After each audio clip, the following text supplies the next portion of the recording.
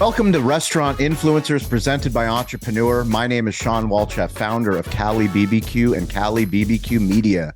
In life, in the restaurant business, and in the new creator economy, we learn through lessons and stories.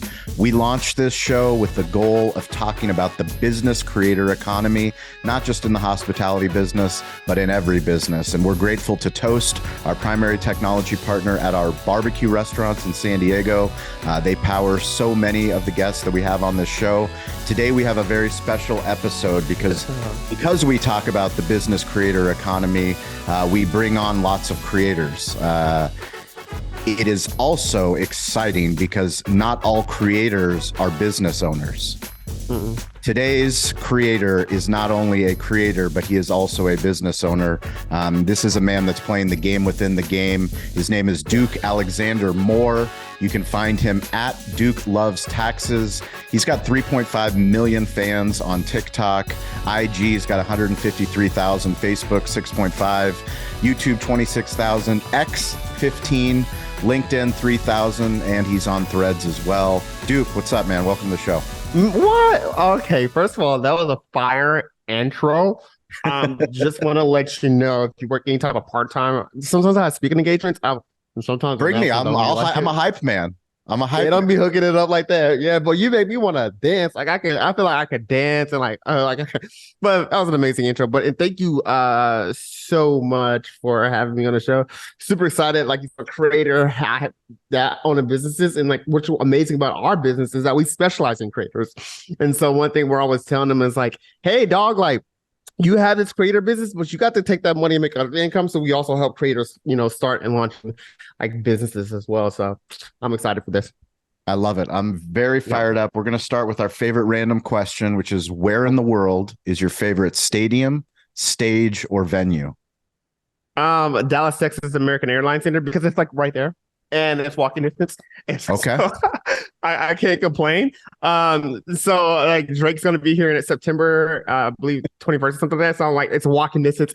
The reason why it's my favorite, I don't have to park. I can walk. I think that's why it's my favorite. It's right up the street. So it would have to be Dallas, Texas, American Airlines Center. All right. Dallas, Texas, American Airlines. How many does it seat? Do you know? 20,000, 30,000. How many? Where the Mavericks play? Yep. Airlines. Probably like 18, 20,000, I would say. Hold. You're 20,000, baby.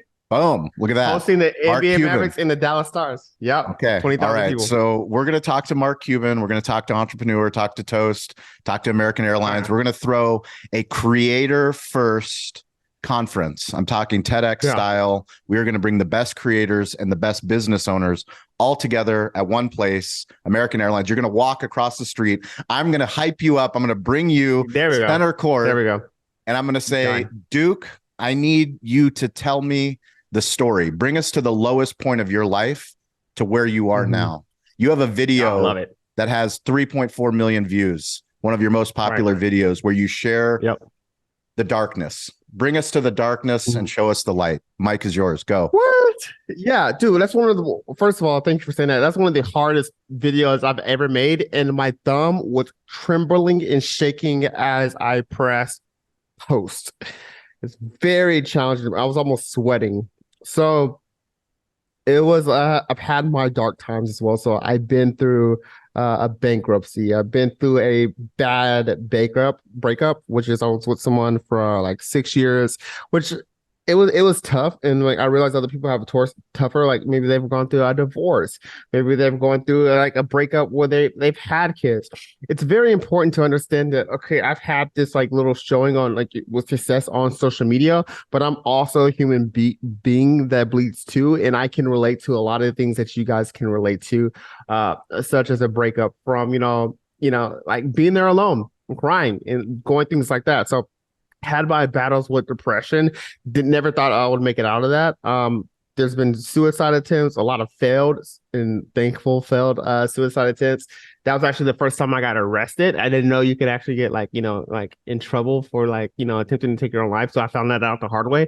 Did a lot of inpatient hospitals where like you are like under care. They take all your shoelaces, they put you in a gown, they give you the crazy hospital socks. like all that crazy thing, and it just blows my mind because I never thought I would be out of that, but somehow I am. My depression's gone, my anxiety is gone. Like I said, I've been through a bankruptcy, an eviction. I was homeless. I would never, and I don't want to like to, of course, like get the wrong picture with homeless because I was never like I've only slept on the streets like twice, but I was in like homeless to the point where I'm like, like with a sign outside, and I just don't want people to get the wrong picture. I want to be very transparent. It was just homeless. Like I didn't have a place to call home, so it was like I was either like sleeping in my truck. Or the girl I was dating at the time, her name's Maggie. I would stay with her, or jump between like friends, or like crash on couches, or things like that. But I would say like I've always had somewhere like to kind of sleep or lay my head, whether it's in my truck or with a friend. Um, and then my truck got repoed. I'm like, damn, you took my truck and my home. Damn, what do I do now? So that was challenging. Oh my gosh, like even just talking about it now, it's just I have no idea how I made it in a situation where I'm right now. So if this is going to inspire to anybody, I would like them to know that your current situation is not your final destination. There is a light at the end of the tunnel. The crazy thing about this light and this time is just that we don't know when. We don't know when is our time. It could be tomorrow, it could be next week from now, it could be a year from now. I would just encourage those to never give up and keep trying and just completely understand that eventually it does go away. The caveat is we just don't know when. Just keep trying, keep working. Understand it takes time because if I can get through it, so could you. So yeah. Tell us where you are now. Tell us about the business. We have so many entrepreneurs that listen to this show, Yeah. people in the hospitality space, creators that want to build a business. Tell us about the business that you've created, your tax business. Cool. So yeah, so I've created a tax firm. And so we specialize in content creators and entrepreneurs. Our main goal is to help them save on taxes and stay out of trouble with the IRS. It's more like a membership concierge basis tailored to their needs. We have a little bit over, let's say, a 1,100 to 13 like recurring clients on an annual basis. And then we have these memberships, what I was just telling you about the concierge basis. And I think we have like probably like 50 to 60 like members who are on this higher tier package where we're helping them save a little bit more on taxes. So I say those figures are really good. We've crossed 7 figures this year. We're already at the 7 figure mark right about now. And then so that's been neat and it's been a whole like game changer. I've also created a second business called Tax Takeoff. And so this one actually launches August 25th and actually launches this week. And so we're doing a lot of pre-orders right there. And we've actually secured about 40 members so far, raised a little bit over 30,000. And so the reason why I do the pre-orders, especially anyone listening, like trying to start their own business and their entrepreneurship journey, one of the things that it requires is, of course, like passion and drive to really be successful in entrepreneurship because when the motor goes away, bro, you gotta have passion. It's very easy to get motivated. It's very difficult to keep that up when the motivation drives. So like some person listening to this, oh my God, I'm motivated to go start. But keeping it up in passion, that's what takes time. Not only does it take that, but it does take capital. It takes money to build some type of business, whether you're getting a loan, whether you're getting the help of friends. And so I can never get a loan, bro. I can't because of the bankruptcy. All right. It's very difficult. If not, the interest rates through the roof, I get denied. So I got to get creative in how I can like fund businesses, either through like brand deals as a creator or like what I'm doing with Tax Takeoff is like I'm discounting the price by 75%. In return, their ROI is like, hey, you're going to have lifetime access. You're going to do things like that. So for the past like month, we just been like, hey, let's, and we raised a little over 30K, which just helped us like build this studio and so forth. And then for other things I do, I consult a Fortune 500 company with their social media. So there's consulting there to get speaking engagements, which is I love those like speaking on engagements and speaking on the stage. We were kind of talking about before. And then of course, I'm a creator. So those are all my income streams right now. So it's went from like zero to negative to bankruptcy to like like 7 figures, which has been a complete and interesting turnaround. Now, were you a creator first or a business owner first? Yeah, I don't know. I don't know. I feel like I've always was an entrepreneur first or business owner because yeah, I would say that because even though I was young, dude, I was like making CDs. I would make CDs and like sell those out. You know, when I was in like in elementary school, like I was the CD guy. Like hit me like I was on LimeWire. I was on LimeWire getting in trouble with my parents for downloading illegal music, but I'm like, let's make this bread. Like I was selling like $5 a pop. But I've always had it's very interesting because I didn't even know like that's what I was doing, like an entrepreneur, like small business owner. It's just like genuinely want to help people. And I genuinely want to like in return, they would pay me. I'm like, this is cool. At that age, I didn't know it was like entrepreneurship or small business. Even like one like sell eliminates it. It's natural. It's not nothing I would like study. I well, of course I have to study it now to go to the next level, but it's something that I always had naturally in me. And then also creating content has always been naturally with me. Like I've been doing that since I was like 13, 12 or 13. Um, I would like create content on like YouTube. I was on the Vine. I did a lot of also like in front of the camera work as a model when I was like 14, 15, 16, 17, 18, those ages. So did work with JC Penney, Neiman Marcus. So I would say it's like they kind of tie like hand in hand. I would say I was an entrepreneur first and then a creator, but I would consider myself an entrepreneur first and creator second. When you think of the creator economy for yourself personally, when did you realize you could monetize on the content? What was the aha moment? What was it? When I think one brand reached out to me, they're like, "Hey, can we pay?" I think it was ZipRecruiter. Oh no, haha, I remember it was Bazooka Bubblegum. They reached out to me. They're like, "Hey, On which platform? On like TikTok? it was TikTok. It was TikTok, probably before I even hit a million." They're like, "Hey, can we send you some bubble gum and you can talk about it?" I was like, "Heck yeah!" I didn't even know you could get paid for this. I didn't know what the heck I was doing. And they sent me some bubble gum, and you can find it somewhere. I think that was the first brand that actually reached out to me. I was like, I was so intrigued just about receiving something. It wasn't even like monetizing. It was just about receiving something in return. So I think that was the first time. Then the second one, I think it was a ZipRecruiter. I worked with them and like, oh, you can get paid for doing this. And then it wasn't the aha moment wasn't necessarily getting paid. I would say the aha moment would be like figuring out your worth and what you're going to charge for these brand deals. That was like the aha moment. So it's like I think the first brand deal was like doing like 500, like $750. And I see the other creators like with much less following me, much less engagement. Like, dude, like you should be charging like this when I had like maybe 1 or 2 million followers. Dude, you should be charging like 5, 10, 7K. I'm like, bro, ain't nobody gonna accept that. And then they started doing that. And I'm like, you gotta be kidding me. And then in 2021, this is so interesting. This is actually public on, I believe, like either Business Insider. I did an interview with them. In 2021, I had my first like big brand deal, which was like throughout the year, I think my first year was like $500,000, $500,000 in brand deals for 2021. Which I used that to then start like Duke Tax and fund Duke Tax. So the aha moment was figuring out what my rate was. I would say that is. Mm-hmm. But doesn't the rate evolve as you get more experience as a creator and you figure out what exactly the brand wants? You know, because it's great to do a one-time video, but it's even better to have a long-term relationship with the brand. Long-term person, you're right. Long-term is so much more important.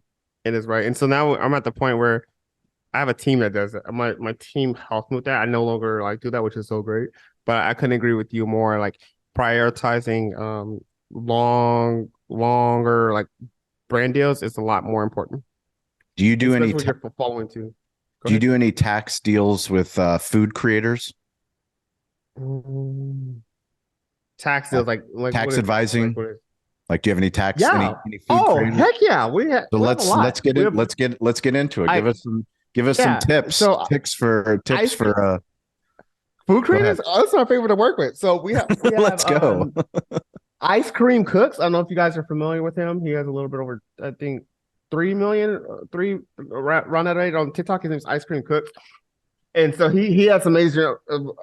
I don't. Yeah, I can share. I can't share how much he make him. I can share he's working with because clearly it's public. He's done some brand deals with like Kroger, with like the Tortilla company and things like that. So it's very interesting for our food creators because their write-offs are a lot different than anyone else writing off food. So anytime that you are purchasing food for business purposes, generally it's only 50% deductible. You might have to meet two rules. One, it's only 50% deductible. So if you spend $100, you can only write off 50. Two, you must be eating with somebody or like accompanying somebody like me with a business partner, or three, you're traveling. Those are really the three rules. But for our food creators, we're throwing that out the window because for our food creators, this is not necessarily considered a meal. For our food creators, this is considered more of a supply expense. It's more like a job supply. It's no different from buying a keyboard for you to perform your job. So we have to separate what is generally a meal for our food creators and what is a supply expense. And so for our food creators, if they're purchasing meals or they're purchasing food, it's generally 100% deductible. A lot of accounting and tax firms just don't understand how food creators work. And I had to learn this by myself, like working with food creators, like, oh no, you know what? That is more of like a supply expense. So I would say anyone who's a food creator, make sure you're separating generally what you are using for food to create content and what you're also like eating your like meals. So that is like probably like the hottest tip for our food creators, that your meals, you are the only people in the world that could have meals by yourself and write off 100% on your taxes. That's amazing. Tell me about the studio that you built. Oh yeah, I wish I could tell you. So we built the studio that's going to be for our tax education community, which is going to be Tax Takeoff, and we're going to be having like people over, like guests over. We'll also start our own podcast, but it's going to be like an education studio. I'm also excited. Are you launching a show? Are you launching a show too? It's got. I love it. So our I love you're onto it. So I think this is just my opinion, but I feel like the future of courses are dead. Yep. Oh, buy my course. They're dead. No, forget my opinion. Are we allowed to cuss on this? You can cuss. This is for entrepreneurs. We're all business owners. If we don't, yeah, come on. Oh, cool. Yeah, we're good. Courses. Okay. Yeah, exactly. No, the courses are great, but I feel like they're dying.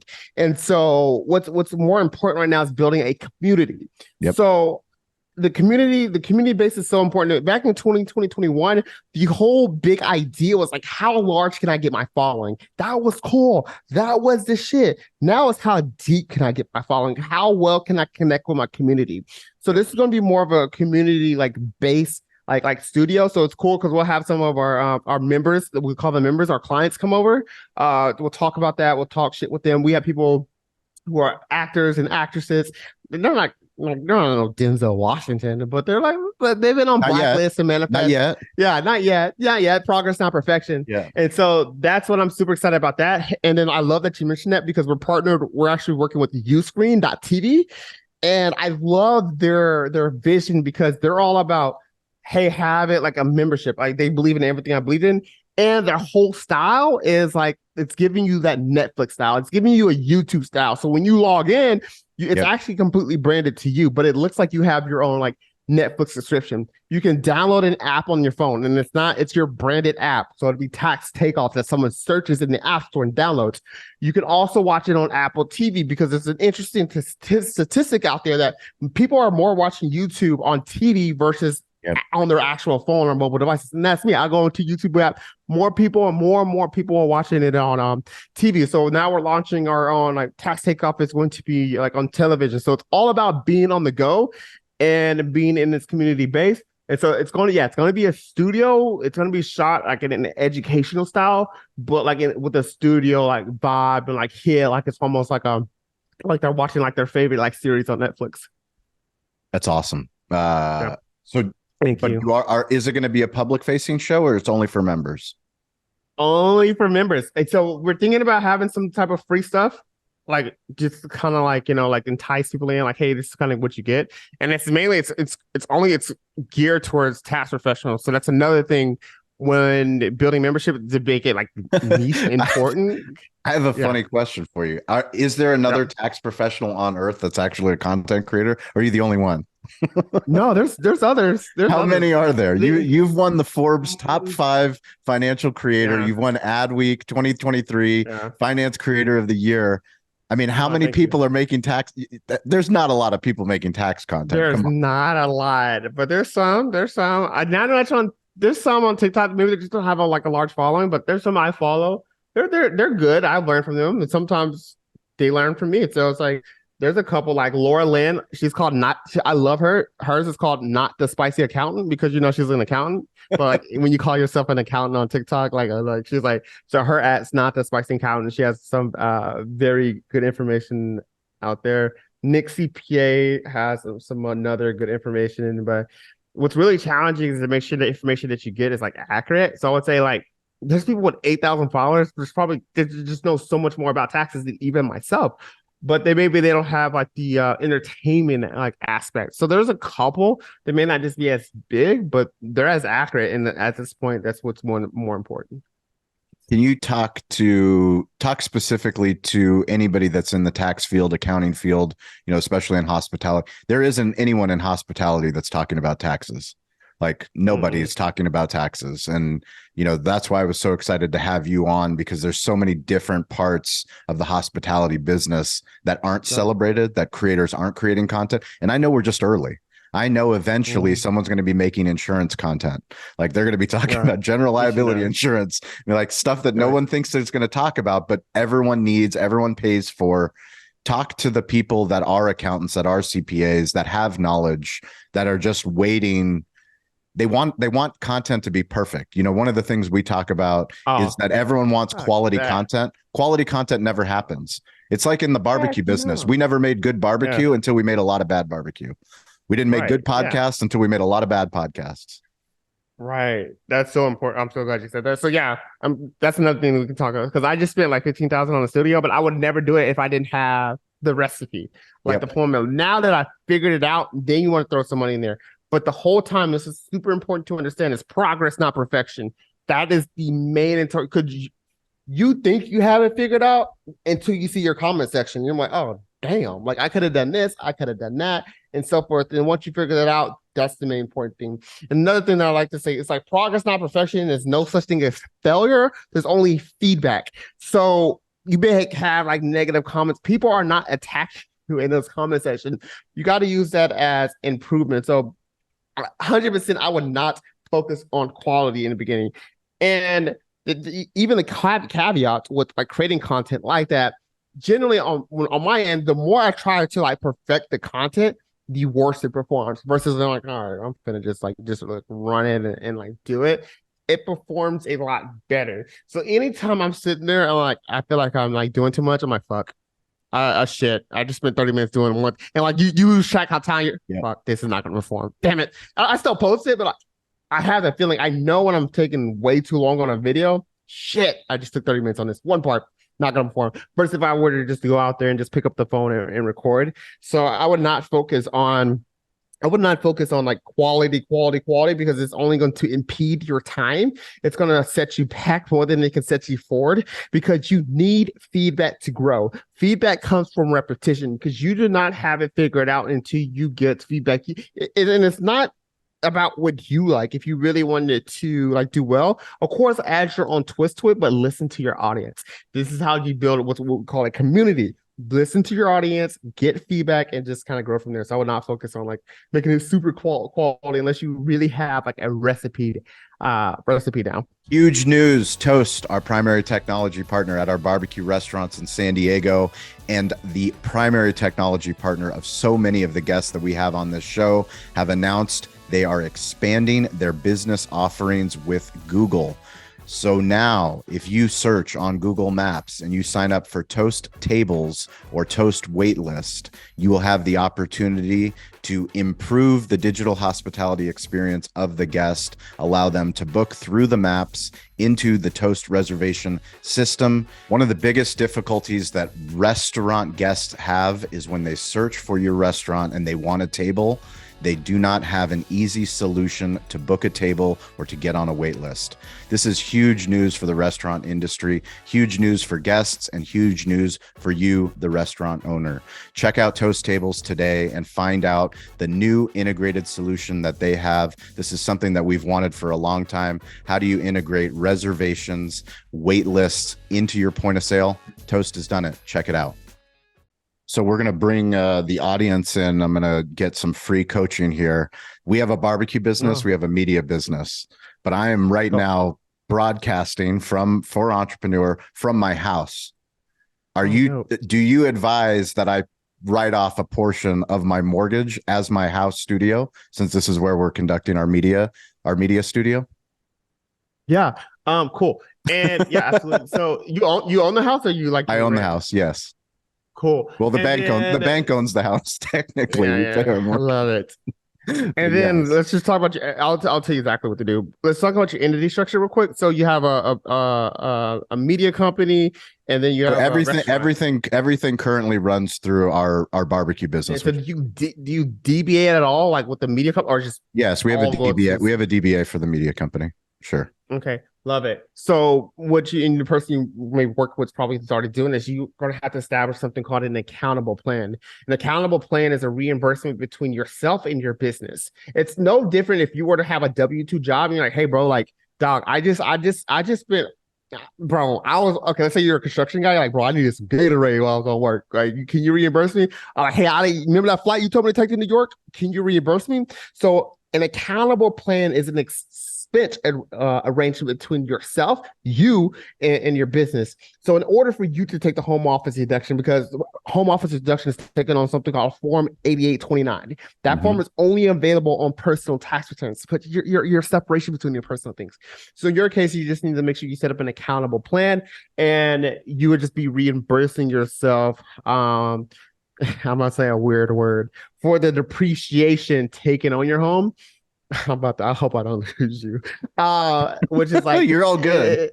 It's going to be 39 and a half years in your case. So you're going to have to take the value. Okay, you're going to have to take the value of your home plus improvements, divide that number by 39 and a half.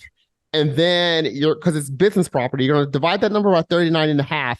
And then you're going to figure out what is the percentage that you actually use your home for business versus personally. So let's say you have a studio. Let's just use math purposes. So your home is 1,000 square feet. The office that you're in is 100 square feet. So 10% of your home is used for business, whereas 90% is personal. We can never take a deduction for personal expenses, but the 10% that we can.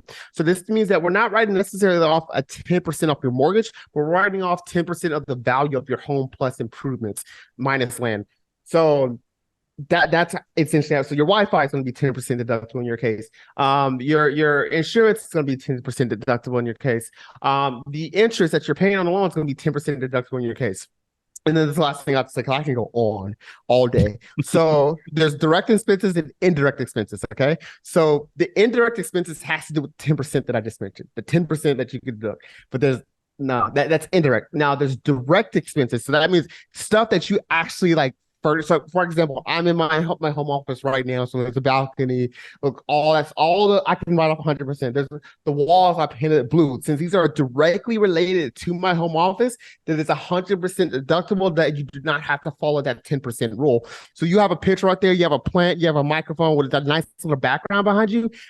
Fuck that 10% rule. We're using 100% because those are directly related to your home office. It's just expenses that you use both business and personally, where we have to follow what's called that 10% rule, like indirect, and you got to do that through an accountable plan. That's amazing. And that kind of advice you give in your membership plan.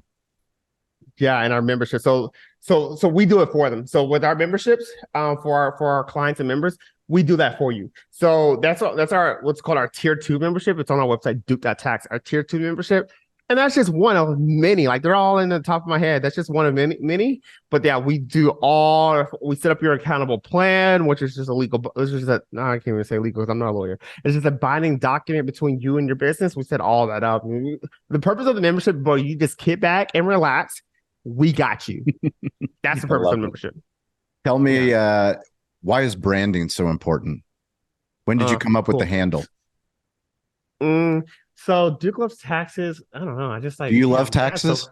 Yeah, dude, did you see what I just did for the past 2? No, I don't I did. I saw that. You just saw my face light up. I can talk about this all day long. Yeah. I love learning. I don't like preparing a tax return. So I don't prepare. I don't like doing the work. I like the creative side. Me being already a creative person, I like studying taxes and coming up with new ideas because tax planning and tax strategies always have to do with your personal goals and your business goals. So they're all tailored to individuals. So like you may hear things on social media that could work for one business and not, because it's all tailored and it's all custom. For example, how I told you, like, oh my God, you could write up 100% of your food. But that's only for like food content creators. So it's always tailored to that individual. That's why it's a little bit more expensive when you want like a tax plan. That's why we charge like a minimum of like 6,000, because you're sitting down, you're actually doing it. But if you just want the general stuff that you hear on social media, okay, cool. We can do that too. But if you want to sit down, talk to me, get creative with it, that's what we do. Average savings are like $14,000. Now back to like the branding and social media, I make sure my handle's like consistent against all. I don't even remember how I came up with it. I just remember, oh damn, because that was my original. I know it. My original ad was just my name, like Duke Alex Moore, and then I forgot whose name I said, but I'm like, oh, it's so important to have. And I just learned this again. It's very important to have like a verb. Like I like having verbs in that. Like Duke loves taxes because it gives it more like an action, and it makes you remember. It's very hard for me to remember someone's name, like name. Like, but I like saying like they're at like Duke loves taxes, or there's someone like Sean loves real estate. Like I have a friend named Sean. I can remember that. But people who just use their names, it's a little bit more harder to remember. I'm not saying like they're not the shit or whatever. It's just It's just like as you're meeting people, like Duke loves taxes. Then you know the question they ask all the time when I tell them that, all the time. Do you really love taxes? You did it too. So all the time. It does it never fails. So it makes it just more memorable. And like I even have it like branded like on this chair right here. There it is, right on the chair. That's the same profile you use across social. Yes. Speaking about this, what's on your head? Actually, what's on your head? A towel. It's like why is a towel? I don't know. You see, I don't know. It works. Was that in the original version, or is that what is that? That's the original. This is the OG. Does the taxes make you sweat, or what's up with that? No, it's just I was watching a video on TikTok and someone was like imitating a person. They wore a towel on their head. I'm like, fuck, they can do it, so can I. And I did it, and it took off. I never stopped in. So fantastic. And now my towel videos, they got a little bit more advanced, but this is the legacy photo. But since we're speaking about entrepreneurship and talking about this, let me tell you one thing you guys don't want to do when you're starting branding and starting your logo. Don't choose a logo with 7 colors, because the more colors that you have, the more to that shit is going to get when you start doing branding and merch. Dog, they're like, oh, you got 7 colors. Okay. Yeah. Charge per color. I guess it don't work. Yes. And then if you have one of 3 colors, bro, you got to do a minimum of 50. Damn. It's only 10 of us. Nah, you got to, and it's expensive. So anyone going out there and branding and getting your logo, keep that shit simple. Don't have 7. You know what? We had to change our logo. We actually just changed it recently. Yep, because it's too expensive. When it comes to branding and merching, so that's gonna be our legacy one. So like, I'm glad you brought that up. But it's easy on web.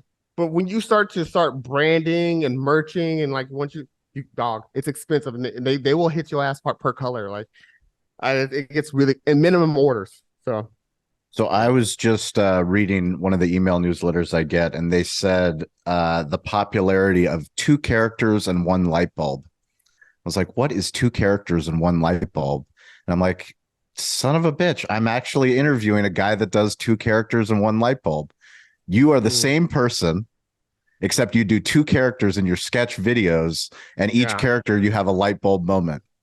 So tell the audience that isn't familiar with your content, why do you make split personality videos, and why do they perform so well? So one of the tactics I use, I had to figure this out because okay. So when you look at the spectrum of like the videos that do well and perform well on social media, finance and economy stuff performs like the least well. The things that's on the top are like movies and sports, gaming. Those are like the top 3, especially anything with food. And like I know you're the food. Those generally, you just make a video like cooking food, like recipes. Those are always going to generally, if you put 2 sides, they're going to perform well with versus they're going to always outperform in most cases finance and economy. Notice that. So what I have to do is I have to take something that's on the top and mix it in. That way it does well. So my videos, I'm always trying to like to make sure I have food. I'm cooking or some type of food. That way I can get the the point across. So in my goal when I create content is I have to keep it engaging and entertaining. So I'm always trying to tell two stories instead of me sitting there like, hey fam, make sure you file your taxes and things like that. Instead, I'll have like my other character like eating some Cheetos. Why I gotta file my taxes, yo? And it just makes it like more engaging. Like, this is why you gotta file your taxes. You're gonna go to jail. Hold on, let me get some more pickle. All right, and it keeps that flow going because you're always like, oh, what is that next person gonna say? It's like, especially if like sometimes in one video, like I'll like bring out a pickle. Why is the pickle jar bring out? Then I'll bring out the tahini. Why are they bringing out tahini? I'll bring out honey. You're like, what's going on? So it's telling two stories to keep them engaged because I want you to watch to the end to see what the final product of the food I'm cooking or making or preparing. I haven't done this in all videos, but it's just rare cases. I want you to see the final product. I want them to get to the end for two reasons. Why? Because of the information I'm putting out, and two, for you to see the final product, whatever I'm cooking or eating. And so this is how I learned like to keep it like more engaged, to always tell like two stories. Tell me about the difference between one of the most important things that we hope anybody that's listening to this show takes away is it's easy as a restaurant owner to create business to consumer content. As a barbecue brand, it's obvious that we should be making videos about our brisket and our ribs and our mac and cheese and our wedding beans and all the amazing things that you can get at our restaurant. Well, one of the things that we've done is that we also make business to business content. So that's why we make videos of us unboxing our Toast point of sale technology, working with all kinds of different brands to do stuff that most people go, Sean, why would you make that video? That doesn't make any sense. Well, we know why we make it because there's other restaurant owners that also consume our content. For you, you're playing a different game, which is why I wanted to have you on this show. It's like you're not only making that B2C content, you're also making B2B content, and you're inspiring other tax accountants to also create content because you know that will also help them build their business. What kind of advice do you have to somebody that's just starting out making B2B content? Don't be scared. Show them insight, show them all the secrets, and people are going to want more. Like, don't gatekeep. Like, just bring them in. Like, bring them to the journey, bring them to the process. It's very interesting concept. When the more you give, like people want more. Like, oh my gosh, if I'm getting this for free, like, could you imagine if I let's say this is if you're like having some type of education community as well. So I just say like spit game and get it out there and bring people through the inside. One of the things that it's just I guess scary that one of the things that we get a lot is just I'm scared, dude. I'm scared to be in front of the camera. Me too. And the thing is, anyone that you look up to has always started where you're at now. Everyone has started at zero. Everyone. And so I used to be very afraid. So I believe like they have, at least in my experience, they have the drive and motivation to create content. They just have the anxiety or nervousness to like get in front of a camera or press record. So it's like, hey, just start with your hands or start with the voiceover. Just get fucking started. I think that is just the most important thing. Figure out a way to get started. Even if you have an all black screen where you're just having a voiceover, you don't want, I don't know, show your toes, show your wrist, show a shoulder, show them a tax return, show them like, oh my gosh, that is the biggest thing. I believe people want to get out there and genuinely want to get out there and create content. It's just the nervousness that comes behind it. Yeah, I think one of the powerful things you just said is show them the tax return. It's show things that most people don't see on social media. Yeah, exactly. It's having the courage to share the story of the things that we think no one cares about, but we all have those insecurities. And the more that you share those, that's when you get that deep community that you're talking about. Right. Bring them on the inside. Come here, family. Let me hold your hand. And this is how I do it. So when you look at the next year with what you're building, what's going to make this a successful year going into 2024? What's gonna make things a successful year is that once our tax take community is more of a word of mouth versus marketing. Anytime a business is word of mouth, we got it in. So as long as we're hitting our goals, I think like by October we're going to be at like right now we're at 40. I believe we want to be at like at 60 in October. And once we're doing less marketing and more word of mouth to the point where like, hey, now we're full out, that's going to be a success. That's success number one, because I can say like, oh, I want it to be the best. I want it to be great. I want to be good. But all of those are a good sign that when your business is word of mouth, that it's just different KPIs you have to do. So our goal is just how do I make this thing more word of mouth? Because if you can have it word of mouth, it takes care of everything. That means you have a good product. That means you have a good service. In your eyes, it would be like you have a great recipe. So it's never about like, oh, I want to make this the best. I want this to make this a word of mouth business. So once people start, hey, I heard from this, I heard from this friend, I think that would signify success. And then the next step, so in Duke Tax, I have Duke Tax. That one's coming great because I'm working in that less and less. It's a team of 16 other crazy people like me, ready to take care of your bookkeeping, your taxes, and so forth. So this allows me to venture out and start something else versus this tax takeoff. So I would love to just get that ball rolling once it comes word of mouth. I believe that's going to signify success to myself. And then what it would be like ideal is that the results, that if you're purchasing this tax takeoff, that you're receiving results. And so that's, and I'm just copying the success that we have from Duke Tax. With this real life results, I can easily say, hey, if you're on a tier 2, on average, we're going to save you $14,000 in taxes. I know it because we've done it. There's results. People are like, oh my God, yes, it happens. Or almost in tears. It works.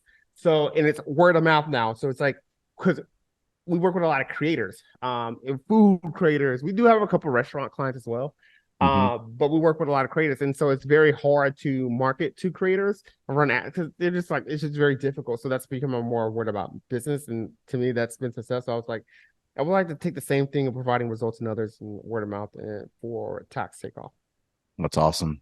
So every single week on Wednesday and on Friday on the social audio app Clubhouse, you, the listener, someone that's listening to this show or you're watching this show, we invite you to come on stage and share your story. If you're a creator, if you're in sales, if you're in marketing, if you're in hospitality, if you own a restaurant, come up on stage on Clubhouse. It's a great way for you to ask me any questions that you have, and it's a great way to potentially find yourself on Entrepreneur. Some of the greatest guests that we've had on this show, they appear on Clubhouse. It's part of our digital hospitality community. Yes. That is our deep community, and we would love to have you there. Every week we do a social shout out to somebody that has doing something really cool and unique. And this week goes to Avi Gandhi on LinkedIn. And I follow his newsletter, Creator Logic. I welcome you to subscribe to Creator Logic. And the reason why I say that is because that's how I found Duke. Duke is doing his thing. Avi is doing his thing. Rising tide lifts all ships. And I'm grateful that I found Duke through Avi. And Duke, I want to give you an opportunity. You get one person that you give a shout out to on Entrepreneur. Who's somebody in your world? Duke loves taxes. One person that gets a shout out, and why? It's gonna have to be someone named Kay Smith. I believe he's doing something great. He has the true drive of an entrepreneurship as far as like always asking questions and so forth. He does a lot with the debt consolidation community. A lot of people are experiencing debt, so he's helping a lot of people give out to that. So it's gonna have to give a shout out to like Kay Smith and helping people get out of debt and creating an impact to others. That's awesome. And then real quickly, I need to know, we believe in smartphone storytelling. So one of the biggest obstacles to people becoming their own media company or producing content is they think they need fancy studios like you have, or fancy studios like I have. All you need is a smartphone in your pocket. Dude, you don't. All you need is a smartphone in your pocket. Yes. Please.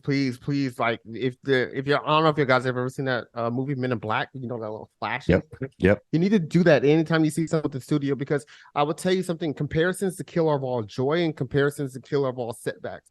Just get started. Everyone, all of us, you're watching something you're gonna make it. So it's no different from you watching LeBron James. You boom, like doing a dunk. You think, I should have like, no, fuck, dude. Start with the phone. Get started. I started with a cassette player like way back in the day. It's always the progress, and then you perfect it, because first of all, you want a studio, you know how difficult it is to learn it, like the lighting, the camera. It's a whole different like thing to learn. And I have slowly learned it over the years. So learning your equipment, fucking learning the camera, the settings, the ISO settings, the aperture, the lens, and like the why is it no. just pick up your phone. Your phone's gonna automatically like get started. Once you have something that's working, once you have a recipe and a formula, then maybe you should look into that. But I would not be looking at my first like 3 years, like getting like all professional and stuff like that. I would just honestly just start with a camera, with a phone. Okay, I and still use then the phone to this day. these are your. I need to know these quick questions about your smartphone Okay. usage. Are you iPhone or Android? iPhone all day, every day. Which version? The 14. 14. Spotify or Apple Music? Oh, dude, YouTube music. Are you kidding me? YouTube is the YouTube only place Music. see, a lot of people y'all asleep on YouTube music. I'll Okay, tell all you. right. I got you on YouTube has record now. every single song. Every song. And you know what? Apple Music used to not have they've gotten better. Apple Music, Spotify did not used to have every song. And then So YouTube. now, Well, can people you be write? free Can you write off YouTube Music? Does it work? traders. So it depends. It all depends. So if you're Does it if, work for if it's Dukes like, Love Taxes? yeah, it works because we power our events with YouTube Music. We have events, we have There you studios. go. If you're Fantastic. if you're playing Spotify at your restaurant, whatever, Yep. those are all deductible expenses as well. Do you listen to podcasts or books on tape? Or books? I listen to I read books. I do a lot of actually I listen to a lot of Jim Ron. So I listen to like the old people. And so Nice. like Jim Ron is like that's dude, I just like dude, I don't know, man. I'm so fascinated by the guys. Like, wow, dude, like when we talk about comparisons to Law Jordan, I'm like, how can I speak like that guy? How so my dude is just my go-to is just popping up with some Jim Ron. Do you prefer text or email? Text. How many emails do you get a day? 30, 40. Are you inbox zero or do you keep them unread? Oh, dude, I have a recipe. So, can I share my screen? Oh, I can't share it because I can't show you the emails. But okay, I can show you something. I don't know if I can share my screen. Oh, dude, I have a. Okay, cool. Yeah, you see, I was creeping on you. Oh, good. So That's good. If you creeping on me is yeah, a good thing.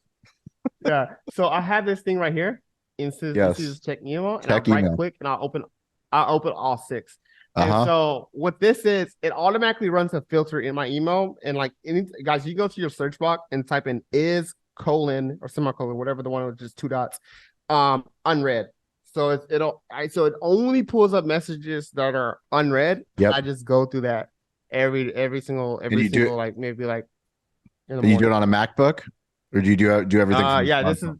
For your this is a iPhone. Mac. Yeah. Oh, it has to be Mac because like you see my these are all. So this is my morning routine right here, and Yep. I'll just go through this like every morning. Boom, check social, check net tax news. That's 14 tabs.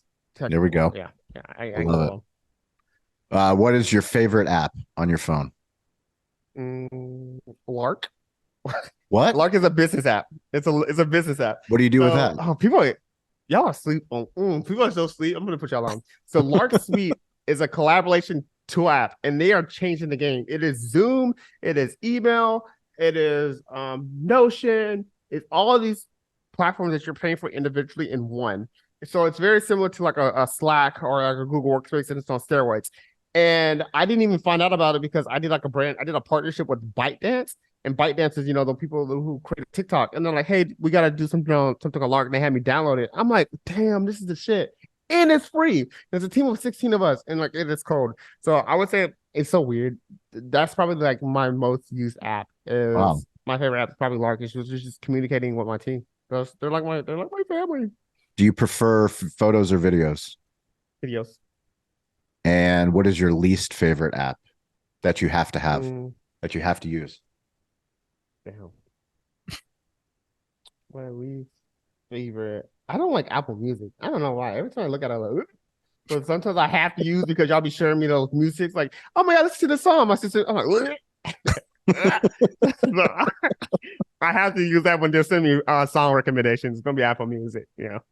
That's awesome. Where what's the best place for the deep community to find you? I know you're on all the platforms. We'll put links in the platforms, but anybody that's gotten this far into the show, they're part of our inner circle, the rising tide of digital hospitality leaders. So yeah, connect with me. You can go to workwithduke.com if you're interested in services. But if you just want to connect a little further, shoot me a DM on Instagram.